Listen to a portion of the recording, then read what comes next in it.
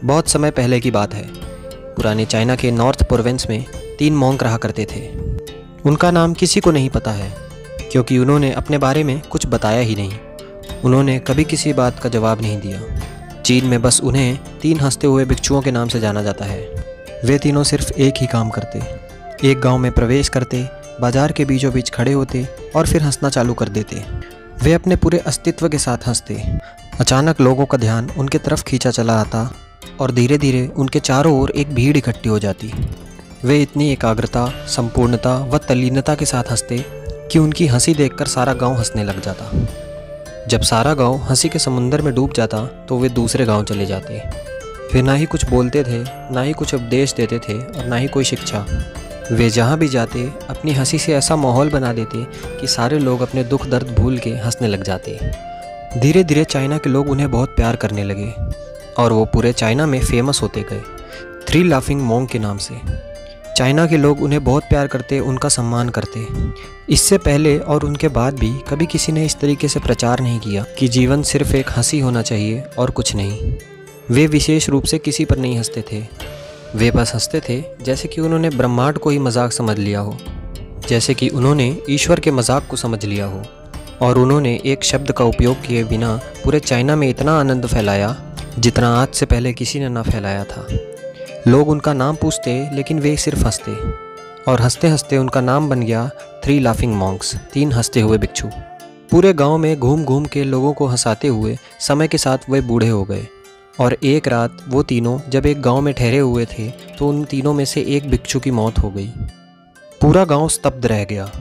पूरा गांव बहुत ही ज़्यादा उम्मीद कर रहा था कि उनमें से किसी एक की मृत्यु हो गई होगी तो बाकी के 2 ज़रूर रोएंगे, और ये देखने लायक होगा क्योंकि किसी ने भी कभी इन लोगों को रोते हुए नहीं देखा था। जब सुबह हुई तो पूरा गांव इकट्ठा हुआ, लेकिन वो दोनों भिक्षु लाश के पास खड़े होकर ज़ोर ज़ोर से हंस रहे थे। ऐसी हंसी जैसे उन्होंने आज से पहले कभी ना हंसी हो। गांव के कुछ बड़े बुजुर्गों ने उन्हें समझाने की कोशिश की कि यह आपका साथी था और इसकी मृत्यु पे आपको हंसना नहीं चाहिए। तब उस दिन पहली बार उन भिक्षुओं ने लोगों से बात की और कहा, हम हंस रहे हैं क्योंकि यह आदमी जीत गया है। हम हमेशा सोचते थे कि पहले कौन मरेगा, लेकिन इस आदमी ने पहले मरकर हमें हरा दिया। हम अपनी हार वह इसकी जीत पर हंस रहे हैं। इसके अलावा यह कई वर्षों तक हमारे साथ रहा। हम एक साथ हंसे, हमने एक दूसरे की मौजूदगी को महसूस करके आनंद लिया। उसे अंतिम विदा देने का इससे बेहतर तरीका क्या हो सकता है। हम केवल हंस सकते हैं। लेकिन पूरा गांव उदास था। जब मृत शरीर को अंतिम समय पर चिता पर लेटाया गया तब सारे गांव वालों को एहसास हुआ कि शेष 2 भिक्षुओं सारी मजाक नहीं कर रहे थे। वह तीसरा जो मृत था वो भी हंस रहा था। चीन में एक प्रथा थी कि जब किसी आदमी की मृत्यु हो जाती थी तो उसके पुराने कपड़े उतार कर उसे नहला धुला कर उसे नए कपड़े पहनाए जाते थे। लेकिन मरने से पहले उस भिक्षु ने अपने साथियों से अपने कपड़े ना बदलवाने के लिए बोला था। तीसरे भिक्षु ने कहा था, मुझे स्नान मत करवाना क्योंकि मैं कभी अशुद्ध हुआ ही नहीं। मेरे जीवन में इतनी हंसी आई कि कोई अशुद्धता जमा ही नहीं हो सकती थी। मैंने कोई धूल जमा नहीं की है। हंसी हमेशा युवा और ताज़ा होती है, इसलिए मुझे नहलाकर मेरे कपड़े मत बदलना। जब उस तीसरे भिक्षु के शरीर में आग लगाई गई तो गांव वालों को पता चला कि उस भिक्षु ने मरने से पहले अपने कपड़ों में कुछ पुराने चीनी पटाखे छुपा रखे थे, जो आग लगने के बाद फट के आसमान में रंग बिरंगे कलरों में फैल गए।